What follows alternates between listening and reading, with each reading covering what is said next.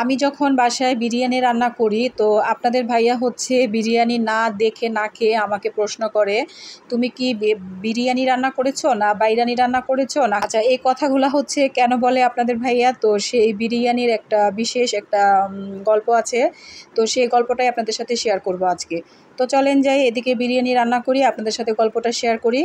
তো এই তো আমি হচ্ছে আজকে বিরিয়ানি রান্না করব চিকেন দিয়ে। আচ্ছা, তো ওই তো গল্পটার কথাই আপনাদের সাথে এখন বলবো। আমার সম্পর্কের দুঃসম্পর্ক একটা মামা শ্বশুর ছিলেন। তো উনি হচ্ছে খুব ভালো একজন বাবুর্চি ছিলেন। তো তিনি হচ্ছে আমার শ্বশুরবাড়িতে একটা বিশেষ অনুষ্ঠান ছিল। তো সেই অনুষ্ঠানে তিনি হচ্ছে বিরিয়ানি রান্না করার জন্য এসেছিলেন। আচ্ছা, তো তিনি যখন বিরিয়ানি রান্না করার জন্য বড় হাঁড়িতে বিরিয়ানি রান্না করছিলেন, তখন আপনাদের ভাইয়া সেখানে ছিল, আমিও ছিলাম। তো কথা প্রসঙ্গে হচ্ছে আপনাদের ভাইয়া হচ্ছে খুঁটিনাটি মামাকে বলছিলেন যে মামা কিভাবে কি করলে মানে বিরিয়ানির টেস্ট কেমন হয়, যাই হোক মানে ওনার কাছ থেকে কিছু কিছু টিপস নিচ্ছিলেন। তো এই তো মামা টিপস দিচ্ছিল, আর সাথে হচ্ছে সবচেয়ে বড় যে টিপসটা সেটা বলছিলেন, মানে হেসে হেসে বলছিলেন আর কি, যে বিরিয়ানি শুধু মাংস দিয়ে চাল দিয়ে নেড়েচেড়ে দিলেই কিন্তু বিরিয়ানি হয়ে গেল না। তো বিরিয়ানি হচ্ছে ৩ প্রকারের হয়, একটা হচ্ছে বিরিয়ানি, আরেকটা হচ্ছে বাইরানি, আরেকটা হচ্ছে। তো কথাটা শুনে হচ্ছে আমি একটু হাসিয়ে দিয়েছিলাম, কারণ আমার খুব মজা লেগেছিল মামা এমন করে কথাটা বলল।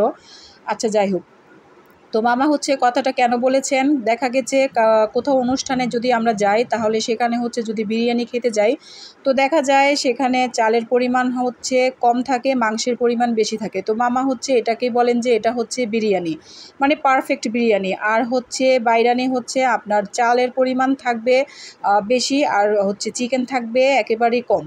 তো এই তো চিকেন যদি কম থাকে তাহলে সেটাকে মামা বাইরানি বলেছেন। তো এই তো মামার কথা শুনে হচ্ছে সেদিন খুব হেসেছিলাম আর খুব মজাও পেয়েছিলাম। তো সেই মামার কথার প্রসঙ্গে এখনো পর্যন্ত আপনাদের ভাইয়া আমাকে মাঝে মাঝে সেটাই বলে যে তুমি কি বিরিয়ানি রান্না করেছো না বাইরানি। আচ্ছা, যাই হোক, কথা বলতে বলতে এদিকে কিন্তু আমার বিরিয়ানিটা রান্না করা হয়ে গেছে। তো মামার কথা প্রসঙ্গে আমি কিন্তু বিরিয়ানি না, আজকে কিন্তু বাইরানি রান্না করেছি। তার কারণ হচ্ছে আমার চিকেনের পরিমাণটা খুবই কম ছিল। যাই হোক, এই তো আমার বিরিয়ানিটা রান্না করা হয়ে গেছে। তো বিরিয়ানিটা দেখেন কীরকম ঝরঝরে হয়েছে। তো যাই হোক, আমার ভিডিওটা এতক্ষণ ভালো লেগে থাকলে আমাকে অবশ্যই কমেন্ট করে জানাবেন, আর গল্পটা কেমন লাগলো সবাই কমেন্ট করে জানাবেন। আজকে এই পর্যন্তই, আল্লাহ হাফিজ।